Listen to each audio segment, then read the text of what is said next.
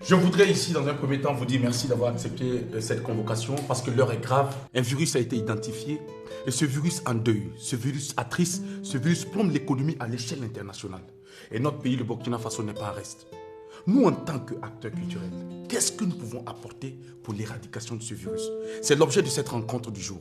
Et pour en savoir plus, nous avons invité à nos côtés une spécialiste. Bonjour madame et bienvenue. Merci. Bon, si vous permettez. À chaque fois qu'il y a quelque chose dans ce pays, c'est toujours le secteur culturel qui en pâtit.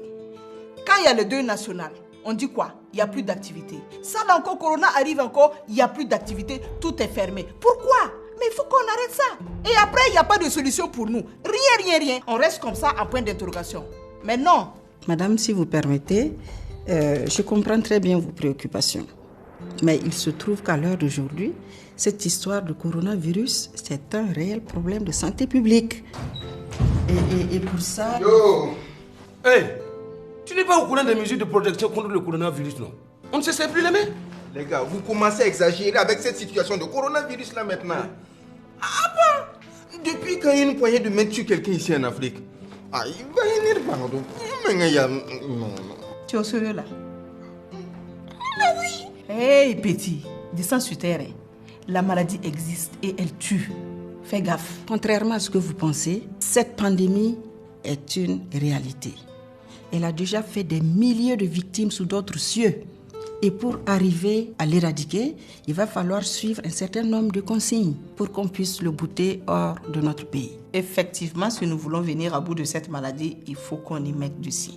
Ça n'épargne personne. Ça, c'est vrai. Et je tiens également à préciser que hormis les différents contacts, les poignées de main et autres, il y a également les consignes sanitaires autres qui sont fortement recommandées, que nous devons absolument respecter, et notamment Tousser et éternuer dans le creux du coude ou utiliser un mouchoir à usage unique et ensuite le jeter à la poubelle. se laver régulièrement les mains avec du savon ou du gel hydroalcoolique. Porter un masque médical lorsque nous présentons des symptômes respiratoires, toux et éternuement. Évitez tout contact avec toute personne présentant les symptômes comparables à ceux d'un rhume ou de la grippe et privilégiez les réunions à distance. Évitez tout contact avec des personnes ayant séjourné dans une zone à risque de Covid-19.